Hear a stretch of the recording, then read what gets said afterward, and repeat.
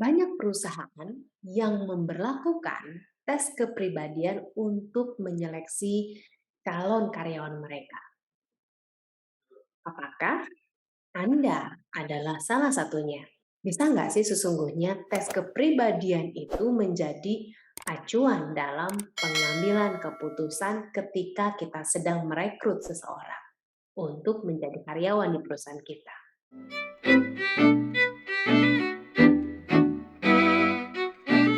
Halo HR Pro, kembali bertemu dengan saya Christine Manopo di dalam channel Dunia SDM, yaitu teman perjalanan Anda dalam mengembangkan organisasi dan SDM di perusahaan Anda.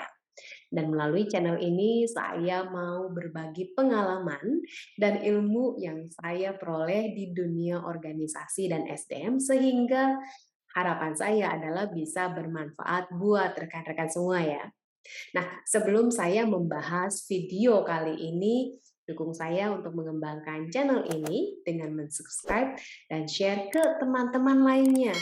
Juga jangan lupa berikan komentar dan pertanyaan Anda di kolom komentar atau Anda juga bisa mengirimkan email melalui link deskripsi yang terdapat di channel ini. Nah, sebenarnya kalau kita berbicara soal tes kepribadian, banyak pertanyaan yang diajukan ke saya oleh para klien saya, baik oleh mereka yang adalah pemilik bisnis atau mereka adalah eksekutif puncak di perusahaan, termasuk juga praktisi SDM. Pertanyaannya adalah, apakah kita bisa menggunakan tes kepribadian untuk memilih calon karyawan yang akan kita hire atau yang akan kita rekrut di perusahaan kita? Nah, pertanyaan ini kalau saya bisa memberikan jawaban, sesungguhnya jawabannya tidak juga, ya. Mmm, Kenapa seperti itu? Karena kalau kita berbicara, kalau Anda hanya menggunakan tes kepribadian selain dengan wawancara tentunya, dan Anda memutuskan, calon karyawan tersebut diterima di perusahaan Anda, ini menjadi tidak benar-benar, sangat valid, ya. Kenapa? Karena sesungguhnya kalau kita berbicara tes kepribadian, tujuannya adalah bukan untuk menentukan apakah diterima atau tidak seseorang di perusahaan Anda untuk bekerja dalam menempati posisi tertentu. Tapi sifatnya dari tes kepribadian sendiri adalah menjadi acuan Anda untuk melihat apakah kira-kira kandidat atau calon karyawan tersebut bisa fit atau tidak di fungsi atau peran tanggung jawabnya di pekerjaan. Nah, kalau kita berbicara tes kepribadian, sesungguhnya ini adalah sebuah tools untuk memberikan insight, oke? Insight atau masukan kepada kita tentang seseorang. Tapi bukan dipakai untuk menentukan apakah seseorang tersebut diterima atau tidak di perusahaan kita untuk bekerja. Nah, tentunya kalau kita berbicara tes kepribadian ini harus dilakukan dengan benar.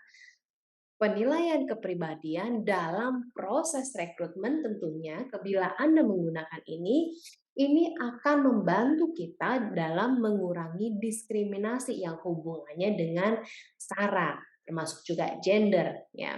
Dan tentunya kalau misalnya kita bandingkan dengan tes kognitif atau tes IQ, maka kalau kita melihat tes IQ itu sangat juga dipengaruhi oleh fungsi demografis oleh area tertentu, ya, area demografi tertentu, sehingga bisa jadi itu tidak culture fair, ya, berbeda dengan tes kepribadian. Nah, pertanyaannya lalu kemudian, kira-kira kalau misalnya nih saya menggunakan tes kepribadian untuk menjadi acuan dalam merekrut, apakah tes kepribadian tersebut bisa nggak sih memprediksi kesuksesan pekerjaan seseorang? Nah, patut kita cermati bahwa sesungguhnya kalau kita berbicara kepribadian, itu merupakan preferensi psikologis, ya, preferensi psikologis, mengenai temperamental dan juga kecenderungan. Dan dalam hal ini kalau kita berbicara perilaku, sesungguhnya selain aspek kognitif, hal lain yang sangat mempengaruhi seseorang berperilaku tertentu adalah karena faktor kepribadian seseorang tentunya. Nah, ini bisa menjadi bahan pertimbangan kita ketika kita mau merekrut fungsi tertentu untuk mengisi peran jabatan tertentu di dalam organisasi. Tentunya kalau kita berbicara kembali tes kepribadian ya, anggap aja Anda misalnya mau merekrut fungsi di sales fungsi sales dan accounting misalnya. Kedua jabatan tersebut punya fungsi yang berbeda, ya. Yang satu fokusnya adalah melakukan pencatatan, yang satu adalah fokusnya penjualan. Yang satu fokusnya kepada data-data, yang satu fokusnya adalah bertemu dengan orang-orang dan menutup penjualan, mempengaruhi orang lain untuk kemudian membeli produk atau jasanya. Oke.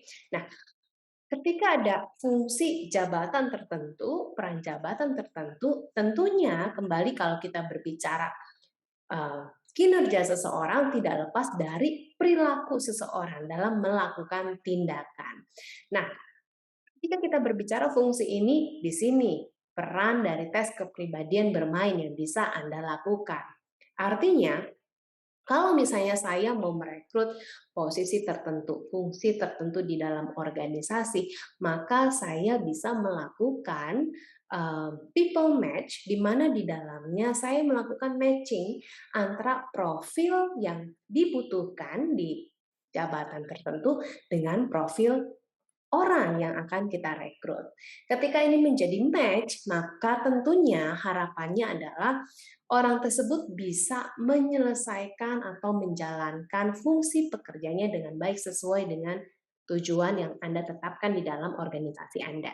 Lalu tes apa sih yang bisa Anda pakai, dalam hal ini adalah tes kepribadian, ketika Anda sedang melakukan proses rekrutmen dan seleksi. Oke, saya dalam hal ini disclaimer dulu bahwa saya tidak dibayar untuk mempromosikan produk assessment, tapi saya memberikan gambaran bahwa ini yang saya sering pakai ketika melakukan proses rekrutmen di awal, melakukan screening awal untuk melakukan pencocokan antara job profile dengan people's profile-nya.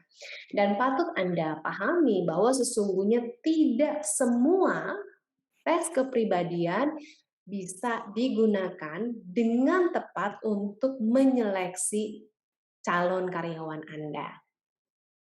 Kalau kita berbicara seleksi karyawan, salah satu tes kepribadian yang lumayan efektif yang bisa Anda gunakan salah satunya adalah MBTI atau juga Anda bisa memilih salah satunya adalah DISC. Dua tes kepribadian tersebut memberikan gambaran tentang profil seseorang.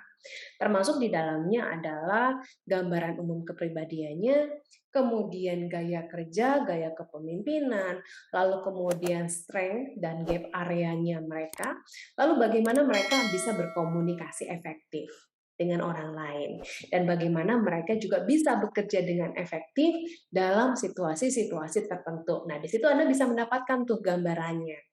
Dengan gambaran tersebut kita bisa memilah kira-kira dari sekian banyak kandidat, mana sih yang bisa kita teruskan untuk proses lanjutan sebelum Anda melakukan, misalnya contoh, Anda mau membawa calon karyawan atau kandidat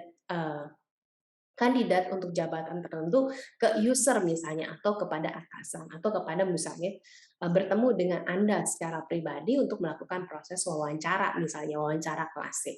Nah, di sini Anda bisa menggunakan tes kepribadian tersebut, lihat profilnya kira-kira cocok nggak dengan fungsi pekerjaan yang Anda perlukan seperti yang tadi. Misalnya apakah Anda mau mencari fungsi accounting atau fungsi sales. Kalau saya misalnya cari fungsi sales, siapa bagian salesnya? Apakah sales admin, atau sales manager, atau sales eksekutif yang tentunya juga masing-masing punya profil yang berbeda.